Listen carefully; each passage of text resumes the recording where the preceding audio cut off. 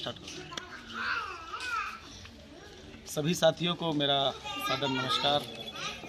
साथियों, आप सभी जानते हैं कि आज़ाद भारत के बाद जो भारत बसता है हमारे गांव में बसता है, और उस गांव को अपने पैरों पे खड़ा करने के लिए, उस गांव को आत्मनिर्भर बनाने के लिए, अपनी समस्याओं को खुद सोल्व करने के लिए एक लंबा टाइम पीरियड रहा है, जिसमें भारतीय संसद के द्वारा पंचायती राज एक्ट इंस्टीट्यूशन जो लागू किया गया। 1992 में पंचायती राज इंस्टीट्यूशन एक्ट पास हुआ, और संविधान का जो 243 जो हमारा इसका आर्टिकल है, उसमें 73rd अमेंडमेंट एक्ट के माध्यम से संशोधन करके पंचायती राज इंस्टीट्यूशन एक्ट लागू किया गया। और आज पूरे उत्तर प्रदेश में कल से जो है पंचायत के लिए चुनाव हुए, उनकी गणना हुई, और आज लगभग सभी गांव में परिणाम आ गए हैं। और एक बड़ी खुशी की बात है कि मेरे अपने ही परिवार में उत्तर प्रदेश के ज़िला सहारनपुर के देवबंद तहसील में ग्राम लालवाला है, वहाँ पर मेरे दोस्त, मेरे बहनोई विकास जी, जनता के भारी जो सपोर्ट उनको मिला, जनता ने एक उम्मीदों के साथ उनको मौका दिया, और वो भारी मतों से जीत कर हमारे बीच आए हैं। तो मैं आप लोगों के बीच इस मौके का फ़ायदा उठाने के लिए मुझे मौका मिला कि उनके विचार आप लोगों तक पहुंचाऊं। तो सबसे पहले मैं इंट्रोड्यूस कराना चाहता हूं हमारे बीच जो लालवाला ग्राम के प्रधान हैं, एक संवैधानिक पद है, आप जनता की भारी मतों से जीत के आए हैं, विकास सिंह जी हैं। और इस जीत के एक मायने हैं, इसके पीछे एक आधार, एक लंबा समय रहा है। उस आधार के उसकी फाउंडेशन के जो मुख्य स्टोन है, हमारे अंकल जी हैं, मेजर जनेश्वर प्रसाद जी, ओएनजीसी में बहुत उच्च पद पर आप जो हैं कार्यरत हैं। और साथ में हमारे आप देखेंगे ये उन युवा साथीगण हैं जिन्होंने दिन रात एक किया, और ये आज ये मौका हमारे बीच आया। तो साथियों, मैं ज़्यादा समय अपने बोलने में नहीं लगाऊंगा। मैं जानना चाहता हूं आपसे कि इतनी बड़ी जिम्मेदारी जो आज आपको मिली है, क्या ये चंद दिनों का कमाल है, या कुछ लंबा अरसे से ऐसा कुछ माहौल लग रहा था गाँव में, और किस तरह से आप देखते हैं आज की जीत को? सभी को नमस्कार। नहीं, ये सडनली तो नहीं हुआ है, क्योंकि हम पिछले 5 साल पहले भी इलेक्शन लड़े थे, और उसमें थोड़ी निराशा हुई थी, जीत नहीं पाए थे। गांव के विकास के कार्य करने की उम्मीदें बहुत पहले से जागृत थी मन में, लेकिन वो जागृति एट ए टाइम वो स्टॉप हो गई, इलेक्शन हार गए थे। लेकिन इस बार वो इलेक्शन जीतने के बाद वो उमंग, वो एनर्जी दोबारा से जनरेट हो गई है जी। गांव के विकास की अगर बात की जाए तो विकास जो है अपने आप में बहुत एक बड़ा पहलू है, लेकिन इस बड़े पहलू को बहुत साधारण से शब्दों में हल किया जा सकता है। वो साधारण से शब्द क्या है कि अगर आपको विकास करना है तो एक सिंपली मैं बात कहता हूँ कि अगर आप सिर्फ अपनी लाइफ में एक पिलर पे काम कर दें तो विकास सडनली ऑटोमेटिक जोन पे आ जाता है। आप पूछे कैसे? वो ऐसे कि अगर आप अपने शिक्षा स्तर को, एक पिलर जो होता है शिक्षा का स्तर, आप उस पिलर को इतनी मजबूती से बना के खड़ा कर दें। आप देख लीजिए, किसी भी फैमिली में देख लीजिए, जिस फैमिली का शिक्षा स्तर का जो पिलर जितनी मजबूती से खड़ा है, आज की डेट में वो घर उतना ही स्ट्रांगली मजबूत हो गया है, विकसित हो गया है। बहुत अच्छी बात इन्होंने बताई। और आप सोच सकते हैं कि अगर प्रधान के पद पर जो निर्वाचित जो सदस्य हैं, उनका पहला जो शब्द निकल रहा है वो शिक्षा निकल रहा है, तो मुझे लगता है इससे ज़्यादा प्रेरणा की कोई बात नहीं होगी। और वास्तव में एक बड़ा अच्छा आगे भविष्य मुझे भी लग रहा है गाँव का। जैसे मैंने आपको बताया था कि आज का जो ये मौका मिला है, इसके पीछे जो उसकी आधारशिला रखी गई है, हमने इंट्रोड्यूस करा आपको, मेजर जनेश्वर प्रसाद जी मेरे अंकल जी हैं। मैं आपसे जानना चाहता हूँ कि किस तरह से विचार आपके दिमाग में आया, और गांव के लिए किस तरह से आप आगे भविष्य में क्या करना चाहते हैं? जी, थोड़ा सा नीचे। मैं गांव से बहुत जुड़ा हुआ हूँ, ज़मीनी स्तर से जुड़ा हुआ हूँ। गांव की हर चीज़, हर डिफ़िकल्टी, कठिनाई, परिश्रम के बारे में जानता हूँ।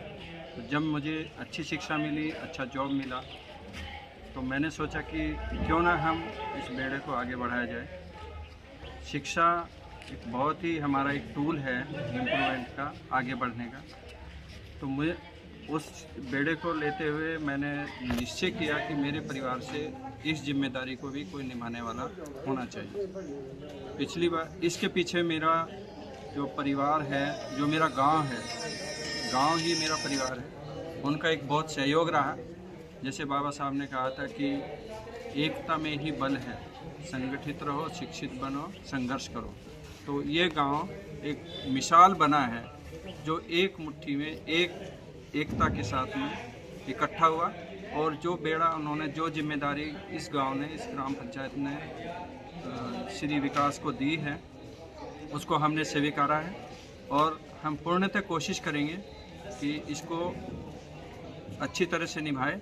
और मैं आभार प्रकट करता हूँ पूर्णतः ग्राम पंचायत वासियों से, स्पेशली ग्राम लालवाला के, जो एक परिवार, जो एक गांव है, जिन्होंने एक साथ एक मुश्त होकर इस बेड़े को पार किया। हम कटिबद्ध है, हम कमिटेड है कि इस बेड़े को जिस स्तर पर हमारे से उम्मीद है उससे कई ऊंचाइयों तक लेके जाएंगे।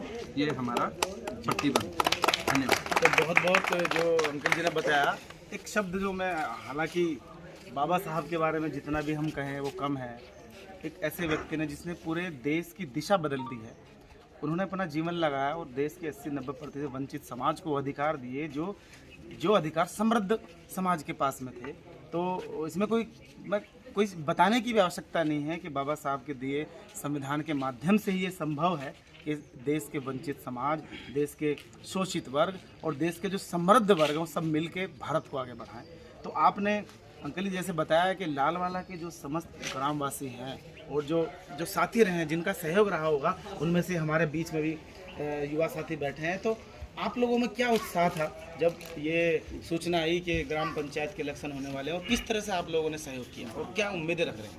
जी नमस्कार सर, मैं वीरेंद्र कुमार इस गांव का वासी हूँ। मैं बीएससी पढ़ा हुआ, बीएड किया हुआ।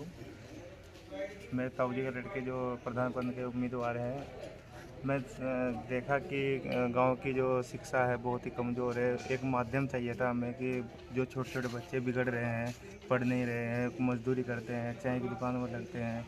और हमारे यहाँ पे एक छोटी बस्ती है जिसे शशि नगर बस्ती बोलते हैं। वहाँ के बच्चे भी दुर्दशा और जो परिवार के बहुत ही बुरी है, कोई पढ़ता नहीं, कोई लिखता नहीं। तो उस सोच में कोई माध्यम चाहिए था कि कोई माध्यम हो जिससे हमें कुछ, जिसके द्वारा हम कुछ कह सके कि हम प्रधान है या कोई पद पे हैं, जो हमारी वो बात को मान सके। तो मैं छोटे छोटे बच्चे जो छोटे मतलब 8वीं क्लास तक के शिक्षा भी फ्री है, माता पिता को कोई ज्ञान नहीं होता, फिर भी मैं उनको मजदूरी चाय की दुकान में भेज देते। हम चाहते हैं कि हमें एक पद मिला है, हम इन 5 सालों में इतना कुछ कर दे कि जो उनके भविष्य, जो 5 साल 3 साल के बच्चे हैं, हमें 8 साल तक 8वीं तक शिक्षा ग्रहण करें, जो उनमें पढ़ाई की जागरूकता और उत्पन्न हो, जो उन्हें भूख जागे, जिससे मैं और ऊपर जाए और मैं छोटे भाइयों को और पढ़ाए। एक दूसरे को देख के हमारा परिवार, हमारा समाज और गांव में जो भी दूसरा समाज है, कोई भी गरीब हो, सब ऊंची शिक्षा ग्रहण करे और अच्छे पद पर अपना ग्रहण करे। बहुत अच्छी बात है। आपने एक चीज़ नोटिस करी होगी कि तीनों ही हमारे जो प्रधान जी चुने गए हैं, अंकल जी और भाई ने, युवा ने बात करी है, किसी भी गांव के अंदर एक प्रधान चुने गए और उनके आसपास के लोग नाली खड़ोंजे से ऊपर उठकर आज बात हो रही, शिक्षा की बात कर रहे हैं। तो मुझे इतनी खुशी हो रही है कि अगर हर एक गांव के अंदर में शिक्षा, स्वास्थ्य, रोजगार को नाली खड़ोंजे से ऊपर प्राथमिकता दी जाएगी, क्योंकि वो विकास का पैमाना बिल्कुल नहीं है, वो तो एक प्राथमिक ज़रूरतें हैं। नाली खड़ोंजे तो उसके लिए बहुत पैसा देती है सरकार और बनी जाने हैं, लेकिन शिक्षा के लिए एक्स्ट्रा एफर्ट करने पड़ेंगे, वहाँ पे भी सरकार का योगदान मिलेगा। और जब शिक्षा की बात ही हो रही है, मैं ये बताना शुरुआत में भूल गया था, ये जो प्रधान पद पर निर्वाचित हुए हैं, मुझे नहीं लगता कि इनसे ज़्यादा शिक्षित व्यक्ति इस पूरे क्षेत्र में निर्वाचित हुआ होगा। एमटेक हैं, तो आप बताइए अपने बारे में कि एमटेक होने के बाद किस तरीके से आज एक ये संवैधानिक पद का जो मौका मिला है, किस तरीके से आप आगे बढ़ाएंगे? देखिए, अभी बात कर रहे थे विकास की, तो विकास जो शब्द मैंने आपको बताया था, एक छोटा शब्द नहीं है, बहुत बड़ा है, तो आपका ही नाम, बहुत आपका नाम भी जिम्मेदारी भरा शब्द है। और ये डेवलपमेंट के रेस्पेक्टिव और बात करूँ कि ये डेवलपमेंट शिक्षा के ऊपर डिपेंड करता है। जो जितना बड़ा शिक्षित होगा, जो जितना पढ़ा लिखा होगा, उसके डेवलपमेंट के चांस उतने ही और रिफाइन होके आते हैं। जो जितनी ज़्यादा शिक्षा गेन करता है उसके डिसीजन टेकिंग पर्सन, उसकी एबिलिटी और ज़्यादा स्ट्रॉन्ग होती जाती मतलब है। आपकी जो उच्च शिक्षा है उसका लाभ मिलेगा बहुत ज़्यादा। बिल्कुल बिल्कुल बिल्कुल। मैं एमटेक करने के बाद मैंने मटेरियल साइंस में एमटेक किया है NIT इलाहाबाद से, और मुझे बहुत सारे मटेरियल के respective as a sensing material के रेस्पेक्टिव बहुत ज़्यादा नॉलेज है, तो मैं अपनी नॉलेज के रेस्पेक्टिव भी बहुत ज़्यादा डेवलपमेंट कर सकता हूँ। सिर्फ नाली खड़ूंजा तो एक डजंट मैटर, अगर आपने एजुकेशन के पिलर को इतना मजबूत कर दिया, हर एक इस तरह से शिक्षित बन गया, हर एक बच्चा शिक्षित बन गया, तो डेवलपमेंट के रेस्पेक्टिव अगर क्लीनिंग की बात आप कर रहे हो, साफ सफाई की बात कर रहे हो, तो वो तो ऑटोमेटिक आ जाएगी। आप देख लीजिए, जो घर जितना शिक्षित है उतना साफ सुथरा है। तो कहने का तात्पर्य ये है कि शिक्षा से ही सब कुछ जुड़ा हुआ है, और जिस तरीके से एक मकान, एक इमारत की जो बेसिक यूनिट होती है, ईंट होती है, उसी तरह से अगर लोकतंत्र की बात करें तो उसकी जो बेसिक इकाई है वो गाँव है। और गांव में अगर इस तरह से समझदार पढ़े लिखे लोगों को मौका मिलना शुरू हो जाएगा तो सपना साथियों दूर नहीं है, जिसमें भारत को एक विकसित भारत का सपना देखा गया। बाबा साहब ने देखा है, हमारे हजारों लाखों की संख्या में बहुजन समाज के अपने इतने सारे योद्धा रहे हैं जिन्होंने अपना जीवन कुर्बान कर दिया। ज्योतिबा फुले साहब, माता सावित्रीबाई फुले जी हैं जिन्होंने पहली जो प्रथम शिक्षिका बोली गई हैं, और नाम गिनेंगे तो बहुत लंबा समय गुजर जाएगा। मेरे साथ एक और साथी इधर बैठे हुए हैं, इन्होंने भी बहुत अपना, इन सब लोगों ने जो है अपना योगदान दिया है। कोई भी ऐसा कोई यंग साथी अपनी बात कहना चाहता है तो कह सकता है। तो साथियों, मैं अपने बारे में बताना चाहूँ कि ये जो इन्होंने एमटेक की बात करी, हम दोनों ने साथ में एमटेक किया है, हमारी दोस्ती हुई और उसके बाद दोस्ती एक परिवार में कन्वर्ट हुई है। और ये जो सपना है इसमें हमारा भी सपना शरीक है कि हम मिलके ये मौका जो मिला है, संवैधानिक पद मिलना, संवैधानिक पद के माध्यम से कार्य करना बहुत आसान होता है, और इस पद को मिलने के बाद में जो जिम्मेदारी भी ज़्यादा बढ़ जाती है। और मुझे पूरा भरोसा है कि गांव के विकास का सपना जो आपने देखा है, हमारे बड़े बुजुर्गों ने देखा है, उस सपने को हम पूरा कर पाएंगे। एक जैसे मैंने बताया था कि और भी टीम के सदस्य हमारे एक और साथी यहाँ पे, आप कुछ बताना चाहेंगे? क्या आपके अंदर उत्साह क्या है, क्या जोश है, कैसा लग रहा है अभी जीतने के बाद? कैसा लग रहा है? जीतने के बाद अच्छा लग रहा है जी। क्या चाहते हैं आप, अभी तरक्की होगी? मैं ये चाहता हूँ कि पहले तो संगठन रहे पूरा साथ में, सभी साथियों का, और जो भी कार्य हों अच्छे होने चाहिए, और कभी भी कोई ऐसा कार्य ना हो जो लोग विचलित हो। बहुत बढ़िया, बहुत अच्छी बात इन्होंने बोली है। और दो शब्द दोबारा फिर निकले हैं, मैं फिर बाबा साहब को कोट याद करना चाहता हूँ कि इन्होंने जीवन में हर एक समय एक ही बात बोली है समाज को कि शिक्षित बनो, संगठित रहो और संघर्ष करो। इन्हीं बातों के साथ मैं अपनी वाणी को विराम भी देना चाहूँगा, और आप लोग एक बार फिर जो बधाई देना चाहता हूँ कि एक बड़ी जिम्मेदारी मिली है, और उस जिम्मेदारी के प्रति आप लोग कमिटमेंट भी मुझे सामने दिख रहा है, मैं खुद इसका गवाह हूँ साथियों। और ये समय समय पर यहाँ की जो रिपोर्ट कार्ड है वो भी लेके आऊँगा। हमारा खुद का एक फाउंडेशन भी रजिस्टर्ड किया है, उनमें भी मुख्य भूमिका में जो है विकास जी और पूरी फैमिली साथ में, अंकल जी इनका सहयोग मिल रहा है। एक पूरा एक मॉडल हमने तैयार किया है किस तरीके से हम समाज को, गांव को दिशा दे सकते हैं। बहुत कुछ करना बाकी है, लेकिन वक्त भले ही लगे, धीरे धीरे धीरे हम वो सपना ज़रूर पूरा करेंगे जो बाबा साहब ने और हमारे सभी महान नायिकाओं ने, महापुरुषों ने अपने जीवन में देखा है। और मैं पुनः एक बार आपको धन्यवाद देता हूँ। इस वीडियो को सबको दिखाइएगा और ये मैसेज पहुँचाइए कि एक प्रधान पद पर चुनने के बाद में एक शिक्षित व्यक्ति के मुंह से जो पहला शब्द निकलता है वो शिक्षा होता है, और शिक्षा मिलेगी तो समाज को आगे बढ़ने से कोई नहीं रोकता। धन्यवाद साथियों, इस वीडियो को इसको हर जगह तक पहुंचाइए और बहुत कुछ करना है। Thank you.